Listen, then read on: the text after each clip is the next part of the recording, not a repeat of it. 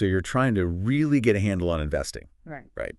Understand the market, but without drowning in all the jargon and endless reports. Yeah, that's pretty much what we aim for here at the Deep Dive. We try to cut through the noise, find the essential stuff, and, well, bring those key insights straight to you. And today, we're tackling a real heavyweight, Benjamin Graham's The Intelligent Investor. It's basically required reading, wouldn't you say? Oh, absolutely. It's foundational. So many successful investing approaches, especially for individual investors, like, many of our listeners, were built on this bedrock. Exactly. So for you listening, if you want to build that knowledge base properly, but maybe efficiently, this is your shortcut. We're aiming to pull out the big, timeless ideas from Graham. And he covers so much ground. Market history, stock picking, investor psychology, it's all in there. But yeah, today's mission is to really distill those core principles. What does it mean to be an intelligent investor, according to Graham? Give you some practical tools for today's market. Right, our mission. Understand Graham's fundamental principles of intelligent investing, get you some actionable knowledge. Okay, let's dive in then. Mm-hmm. What did Graham actually mean by an intelligent investor? Because I suspect it's not about, like, having a genius IQ or something. You're totally spot on. It wasn't about being brilliant or having some secret formula. Graham, right from the start, he stressed it's really more about your character, your temperament. Character? How so? Well, he saw the intelligent investor as someone patient, disciplined, someone genuinely eager to learn. Okay, so putting in the effort, being consistent. Exactly. And crucially, having the emotional fortitude to control your emotions, to think for yourself, not just, follow the herd. He literally said it's a trait more of the character than of the brain. That really speaks to wanting to be informed, like you said, not just swept along. Right. It connects directly to that goal of feeling knowledgeable and in control, rather than overwhelmed by every market swing. It's so easy to get caught up in the latest craze, isn't it? Which brings us neatly to another massive point Graham makes. Investing versus speculating. What's the big difference there? Yeah, this is absolutely fundamental to this whole philosophy. For Graham, an investment operation is one that, after you've done thorough analysis, promises safety of your principal and an adequate return. Safety of principal and adequate return. Okay. Anything else? That's speculation. Speculation is mostly about trying to profit from market movements, price swings, without that deep focus on the underlying value of what you're actually buying. Right. Can you give us a really clear example, something that just screams speculation? Well, Graham himself talked about people selling stock they don't own purely based on a hunch the market's going down, hoping to buy it back cheaper. That's pure speculation. Betting on price movement, basically. Exactly. He also sort of lamented how Wall Street sometimes seems more interested in hyping up speculation than promoting sound, durable investment principles, chasing the quick buck. Yeah, you see that. So how did Graham say we should invest to, avoid that speculative trap and actually get that safety he mentioned? Well, that leads straight into probably his most famous concept, the margin of safety. Ah, yes, the margin of safety. Everyone quotes that. And for good reason. Think of it simply as the difference between the price you pay for an investment and its underlying intrinsic value. So buying something for, hopefully, much less than it's actually worth. Precisely. That gap, that margin, acts as a cushion. It's your protection against errors in your own analysis because nobody's perfect, and against just plain bad luck or market downturns. A buffer zone. A buffer zone, exactly. It's not about needing to pinpoint the exact value, but about ensuring you have enough room to be wrong without getting wiped out. Did he ever give examples of when that margin disappeared? He did. In a lecture in 1972, he pointed out that the typical stock wasn't offering much, if any, margin of safety. The earnings yield on stocks was barely higher than the interest rate on safe bonds. Signaling danger ahead. Potentially, yes. So for you, the listener, who wants to be thorough, who wants to understand that underlying value, the margin of safety has got to be a guiding principle. It's your risk management baked right in. Okay, be patient, be disciplined, avoid speculation, demand a margin of safety. Got it. Now, Graham also split investors into two camps, didn't he? The defensive and the enterprising. Yes, he did. He recognized that people are different amounts of time, different interests, different personalities, really. So what's the defensive investor all about? The defensive investor basically wants to keep things relatively simple, minimize effort, avoid serious mistakes or losses. Their goal is more about achieving satisfactory long-term results without too much fuss. Okay, safety and simplicity first. What about the enterprising one?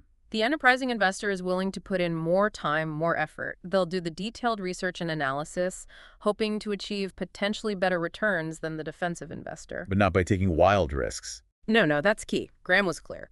Enterprising means informed effort, not just higher risk tolerance. It means digging deeper, looking for specific opportunities. So how should their portfolios look different? What did Graham suggest? For the defensive investor, he recommended a pretty straightforward approach. Diversification is key. A mix of high-quality bonds and common stocks. What kind of stocks? Large, prominent companies with a long record of profitability and continuous dividend payments.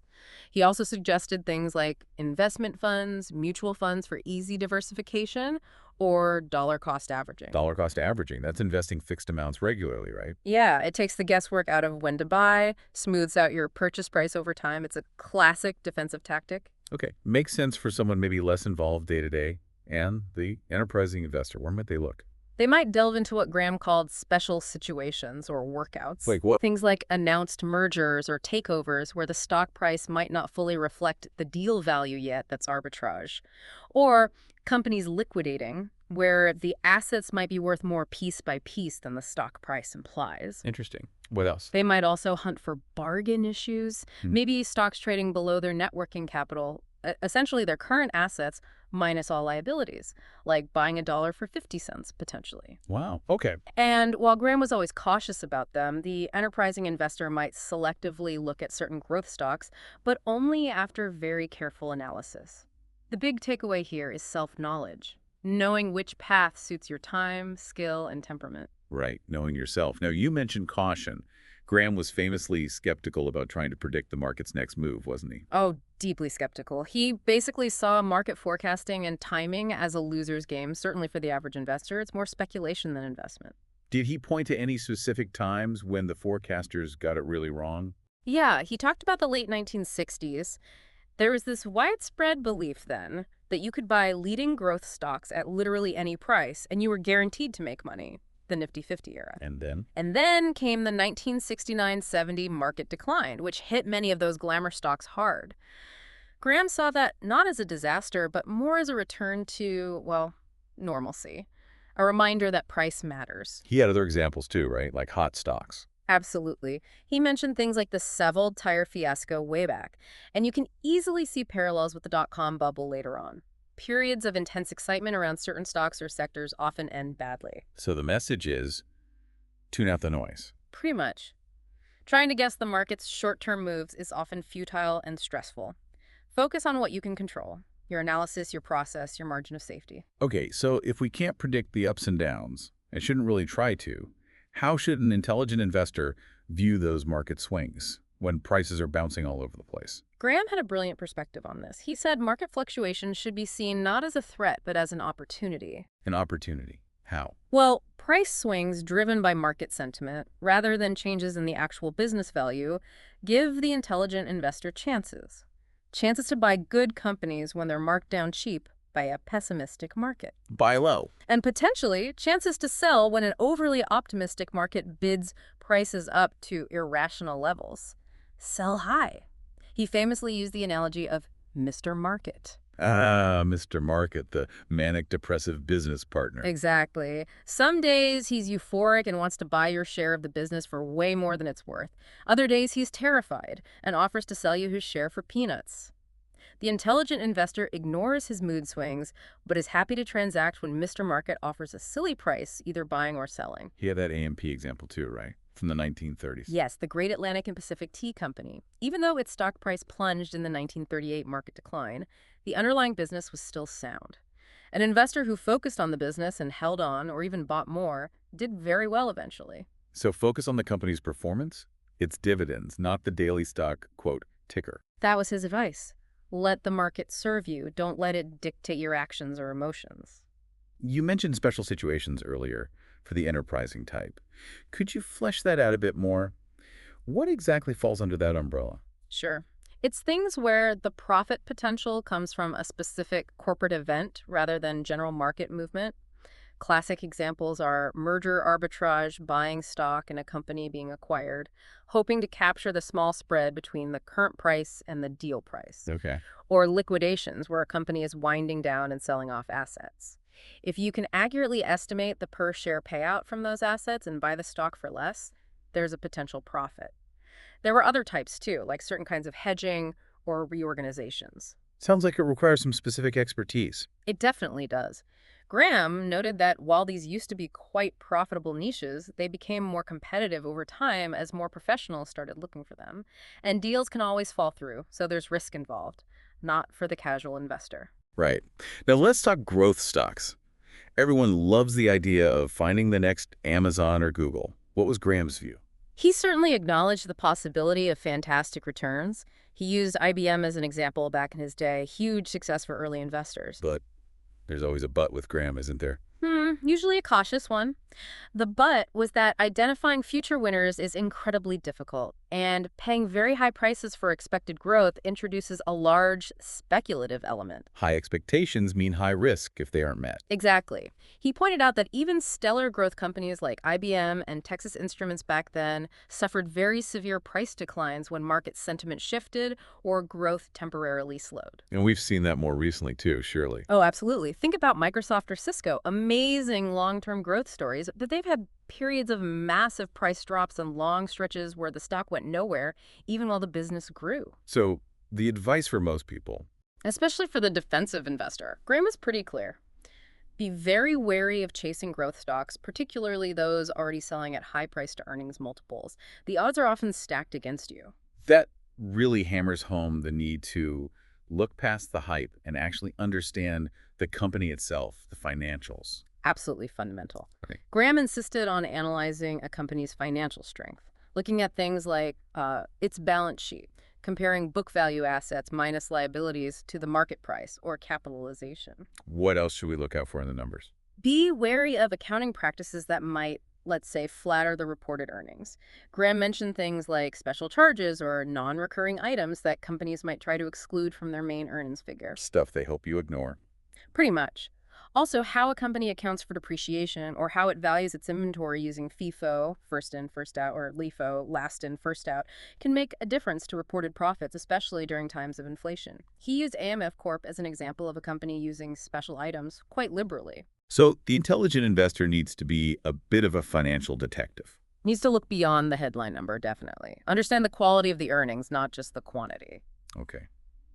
What about using investment funds, like mutual funds? Where did Graham see them fitting in?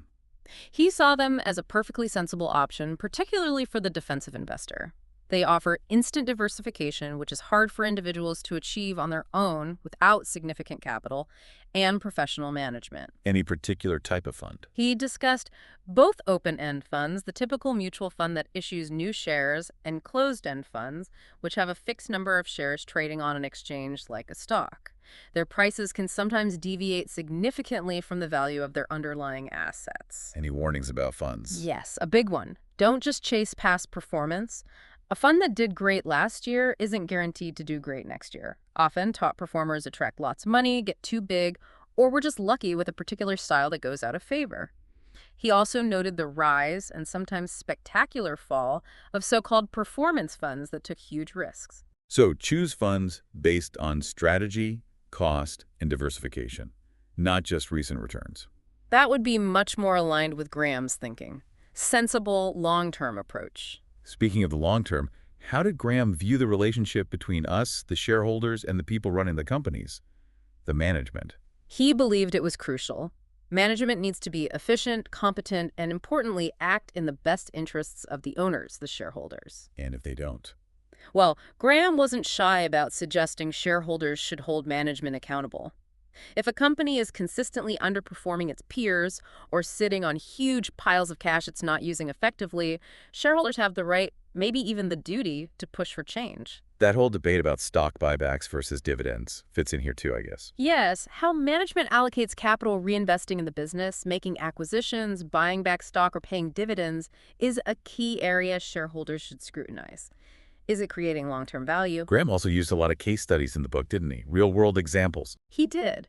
He thought looking at market history, especially the extremes, was very instructive. Like what kind of extremes? Things like periods of mania for new stock issues, IPOs, or hot issues that soar initially and then often crash, or complex, sometimes value-destroying mergers like the infamous Ale-Time Warner deal, a minnow swallowing a whale scenario, or moments of sheer panic, like the market reaction affecting companies like Ball and Stryker at certain points. What's the lesson from these? That patterns repeat. Cycles of excessive enthusiasm followed by disappointment are common, especially with things like IPOs. History doesn't repeat exactly, but it often rhymes, as they say. These stories serve as cautionary tales. Gotcha. And finally, let's talk about that appendix, the Super Investors of Graham and Doddsville. It's pretty famous.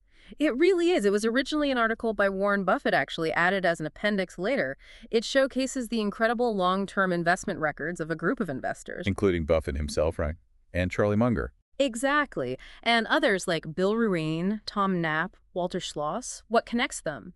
They were all students or followers, in one way or another, of the value investing principles taught by Benjamin Graham and David Dodd at Columbia University. And the point was? The point was that their outstanding, market-beating results over decades weren't just random luck. It wasn't like finding a bunch of national coin-flipping contest winners. They shared a common intellectual framework. The Graham and Dodd value framework. Precisely. They focused on figuring out the intrinsic value of a business and buying when the stock price offered a significant discount, that margin of safety again.